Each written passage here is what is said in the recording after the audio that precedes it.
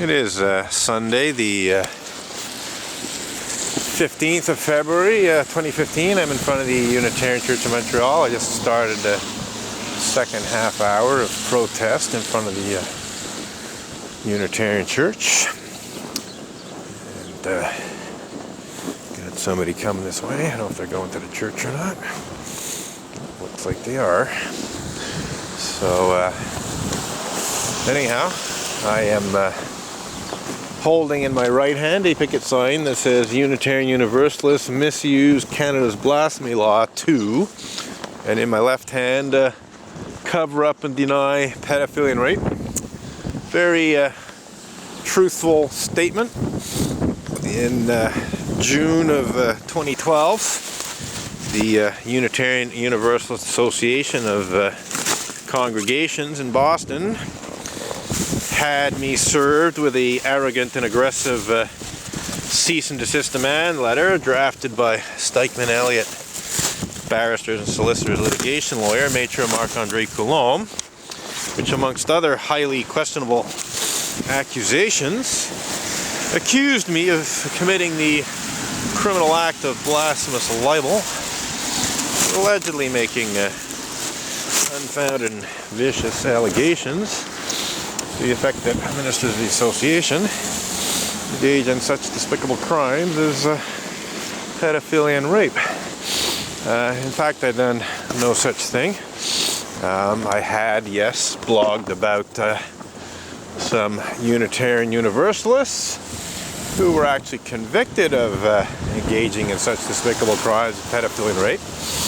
And my blog posts were based on reliable, publicly available information, specifically, for the most part, newspaper reports about how Reverend Mac W. Mitchell was convicted of raping teenage Tibetan refugees who he had lured away from their families in India with the promises of a better life in America. And also I wrote about Reverend Dr. Victoria Weinstein's parishioner, Richard Buell, who was convicted of raping preteen girls, including a female family member and a neighbor's daughter. The blog posts that I wrote were based on newspaper reports. I didn't really say anything that wasn't in the newspaper report, so hardly unfounded and vicious, as Maitre Coulombe alleged in his Bill Cosby-style legal bullying. And the interesting thing is, doing a little bit of research into Canada's blasphemy law, a law I did not even know existed until I received this cease and desist demand letter accusing me of blasphemous libel. What is most interesting is that even if I actually was doing what Maitre Coulombe claimed I was doing, that is, making unfounded and vicious allegations about Unitarian Universalist ministers engaging in such despicable crimes as pedophilia and rape, I would not be guilty of blasphemous libel in any case. I would be guilty of ordinary libel if I was, slandering and libeling Unitarian Universalist ministers by falsely claiming that they were pedophiles or rapists. Even that's open to some question, actually. But I would not be committing the criminal act of blasphemous libel if I was doing that.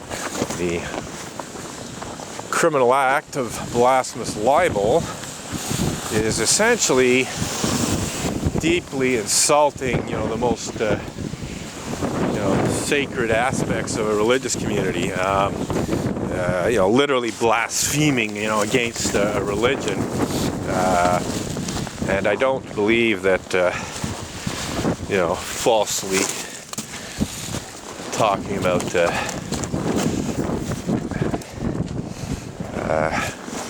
or falsely accusing clergy of sexual misconduct is exactly blaspheming against the religion itself. Quite certain that it would not constitute blasphemous libel.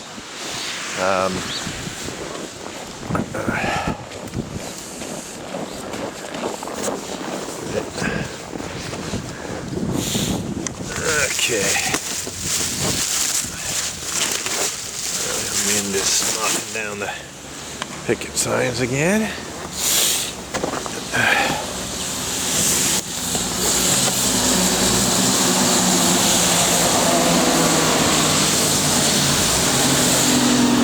So we shall continue circulating here. Just gonna check the video. Okay, seems to be okay. The batteries run rapidly down. I think partly because it's being used, partly due to the cold weather. So I have to keep an eye on the battery situation. But in any case, no, it's just incredibly foolish for the Unitarian Universalist Association to bring the false blasphemous libel accusation against me. But it is, I think, in my view, even more foolish that they obstinately refuse to withdraw the accusation and apologize for bringing it against me, which is a demand that I have made, a demand that I made very soon after the accusation was brought against me, after verifying the legality or lack thereof of the accusation. Indeed, it's actually, besides being immoral and unethical,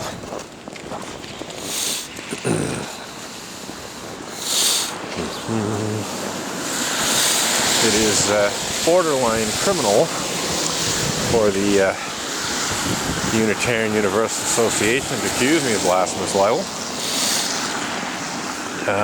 because it is a criminal act to bring a false criminal complaint against someone to the police or prosecutors. It's public mischief. So it's kind of ironic that in falsely accusing me of a crime that I have not committed, Stikeman Elliott and the Unitarian Universalist Association are one step away from committing a criminal act themselves. If the UUA and or Stikeman Elliott try to have me charged with blasphemous libel on the false basis that's stated in their cease and desist demand letter, I would try to have them charged with public mischief.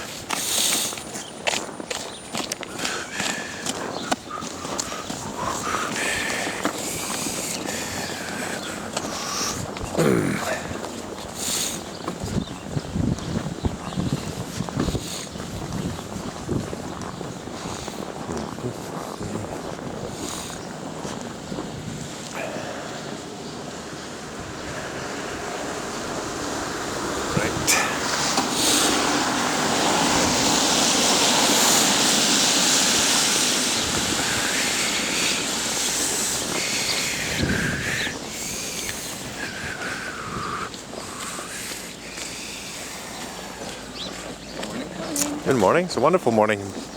Basking in the glory of being accused of blasphemy by Unitarians. It doesn't get much better than that, does it?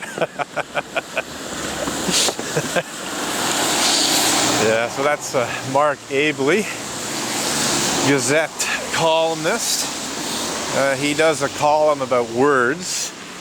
So, maybe one day he'll do a column about blasphemous libel. Who knows? But yeah, I'd say it is a good morning when you're accused of blasphemy by immoral, unethical, indeed batshit crazy atheist Unitarians such as Reverend Dr.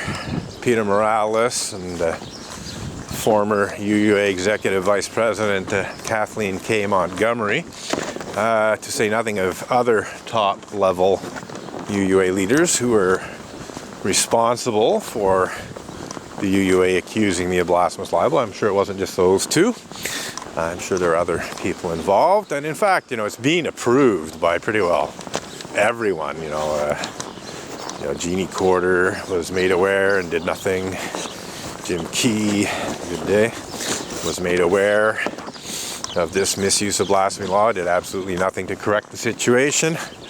Every UUA trustee since June 2012 has been made aware of this utterly shameful misuse of Canadian blasphemy law to try and cover up and hide such despicable crimes as pedophilia and rape, yet they've done absolutely nothing to ensure that President Morales and other UUA leaders face accountability for this utterly shameful Bill Cosby-style legal bullying that tries to conceal the fact that certain Unitarian Universalist ministers are in fact guilty of engaging in such despicable crimes as pedophilia and rape.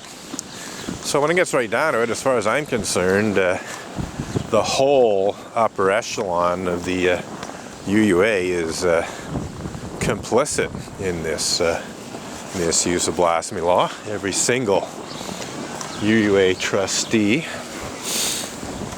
And to put the icing on the cake, Jim Key, UUA moderator, who was elected in 2013, he actually had the unmitigated gall to try to pretend that there were no cases of clergy sexual abuse of children in his supposed apology to clergy sexual misconduct victims at the 2014 UUAGA. So it's bad enough that the UUA tries to cover up and deny such despicable crimes as pedophilia and rape by falsely accusing me of blasphemous libel, but it's really just incredible.